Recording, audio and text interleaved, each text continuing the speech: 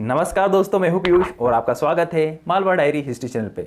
दोस्तों, जनरली मेरे चैनल पे मैं भारतीय समुदाय का इतिहास एवं उनकी जानकारी आपको देता हूं, परंतु आज हम भारत से बाहर मध्य पूर्व एशिया यानी कि मिडिल ईस्ट एशिया में जाने वाले हैं और पर्टिकुलरली जो यहूदी समुदाय है उसके बारे में थोड़ी सी जो जानकारी है वो आज मैं आपको दूंगा और लोगों से इससे जुड़ा हुआ जो कन्फ्यूजन है उसको दूर करने की कोशिश करूँगा।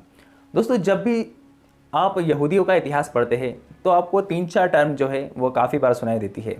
पहली टर्म है हमारी हिब्रू, दूसरी इजराइलाइट, तीसरी जूडा और चौथी जूश। क्या यह तीनों जो शब्द हैं इनका प्रयोग हम यहूदियों के लिए करते हैं? क्या इन तीनों चारों जो शब्द हैं इनका अर्थ एक ही है या अलग अलग है? लोगों को इसके बीच में काफ़ी कन्फ्यूजन रहता है, तो आज मैं कोशिश करूँगा इस कन्फ्यूजन को दूर करने की। दोस्तों, इस जानकारी का मेरा सोर्स है जिसको मैंने लिया है सोलोमन ग्रजेल द्वारा लिखित यह एक अच्छी खासी मोटी बुक है जिसका नाम है अ हिस्ट्री ऑफ जूश। तो आज का मेरा सोर्स होगा यह बुक से। तो आइए दोस्तों, सबसे पहले हम जानते हैं कि यह हिब्रू जो टर्म या शब्द है इसका अर्थ क्या होता है और यह किसके लिए प्रयोग किया जाता है। दोस्तों, हिब्रू जो है यह यहूदियों के एक बहुत बड़े ट्राइब्स के समूह के लिए भी संबोधित किया जाता है। अब जो हिब्रू पीपल जिन्हें कहते हैं उन्हें मुख्यतः अब्राहम, इसैक जिसे हम आइजैक भी कहते हैं और जेकब, इनके जो वंशज हैं उनको कंबाइंड रूप से हिब्रू पीपल कहा जाता है या फिर हिब्रू लोग कहा जाता है। यह एक बहुत बड़ा ट्राइब्स का समूह था। अब दोस्तों, क्या होता है कि इनका वैसे ट्रांजिशन जो है वह मिस्र में भी हुआ था। फिर मिस्र से ये लोग वापस अपने मिडिल ईस्ट एशिया में किस तरह से आए, इस पर एक बहुत बड़ी एक श्रृंखला है। हालांकि एग्जैक्ट डेट बताना इन इवेंट्स की हिस्टोरिकली थोड़ा इम्पॉसिबल है, तो मैं आज आपको एक ऊपरी तौर पर रफ आइडिया दे रहा हूँ। तो दोस्तों, क्या होता है कि जब ये आज का जो हमारा फिलिस्तीन इजराइल का रीजन है वहाँ पर इन ट्राइब्स के जो है वह दो बड़े साम्राज्य खड़े हो जाते हैं। अब पहला जो उत्तरी पैलेस्टाइन में जो साम्राज्य बनता है उसे कहते हैं इजराइली, उत्तरी पैलेस्टाइन का इजराइल। और जो दक्षिणी पैलेस्टाइन में जो साम्राज्य बनता है उसे कहते हैं जूडा।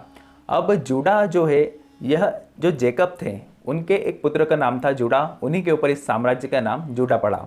अब इस साम्राज्य पे राज करते हैं डेविड। आपने बाइबल या फिर तौरात की वो फेमस टेल तो सुनी होगी डेविड की, जिसमें एक बहुत बड़े राक्षस को मारते। तो इनमें जो डेविड के जो वंशज थे उन्होंने यहाँ पर राज किया। दोस्तों, ये जो हिस्ट्री है यहूदियों की, जिसे क्रिश्चियन ओल्ड टेस्टिमेंट बुक कहते हैं या जिसे हम हिब्रू तौरात कहते हैं, यह इनसे ही सारी जानकारियाँ मिलती है। इनको हिस्टोरिकली कुछ फैक्ट वेरीफाई है और कुछ फैक्ट वेरीफाइबल नहीं भी है। तो दोस्तों, अब क्या होता है कि जब ये दो साम्राज्य बन जाते हैं और कालांतर में क्या होता है कि ये जो इजराइल और जो जूडा नाम के दो साम्राज्य बनते हैं, इनका पतन भी होता है या नष्ट भी होते हैं। पर जो जूडा जो साम्राज्य था जो दक्षिणी पैलेस्टीन में था, ये अपने आप को पुनर्स्थापित करता है मजबूत रूप से। इजराइलाइट जो इजराइल रहता है वह ऐसा नहीं कर पाते।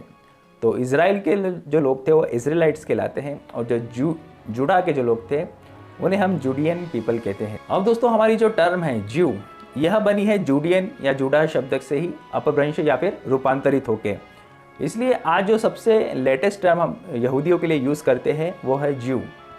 तो यह इस तरह की क्रोनोलॉजी बनी हमारी। जो सबसे बड़े समूह के लिए यूज़ किया जाता था वो था हिब्रू, उसके बाद जो ट्राइब्स थी इजराइल और जूडा, और सबसे लेटेस्ट जो कि जूडा से जूडियन और जूडियन से बना ज्यू। तो ज्यू एक छोटा समूह है जो कि सबसे आज के वर्तमान में जितने भी यहूदी हैं उन्हें सबको हम ज्यूस के संबोधित कर सकते हैं। परंतु ऐसा नहीं कि हम जो बाइबल के एरा में जाए या फिर हिब्रू के काल में जाए और वहाँ पर जो यहूदियों का वर्णन मिलता है उन्हें हम ज्यूश नहीं कह सकते। हाँ, आज के जो ज्यूश है उनको हम जूडा भी कह सकते हैं, पीपल ऑफ इजराइल, बनी इजराइल भी कह सकते हैं, और उन्हें हम हिब्रू पीपल भी कह सकते हैं क्योंकि उनका हालांकि है तो वह उसी वंश के हिब्रू से जो चला है। तो दोस्तों, यह था ये 3-4 टर्म्स जो कि आप यदि यहूदियों के इतिहास या मिडिल ईस्ट के इतिहास में रुचि रखते हैं तो आपको सामने आती होगी। आई होप कि आपका मैं कन्फ्यूजन दूर करने में कामयाब रहूँगा। तो मुलाकात करूँगा आपसे नेक्स्ट वीडियो में। तब तक के लिए अपना ध्यान रखिएगा। धन्यवाद।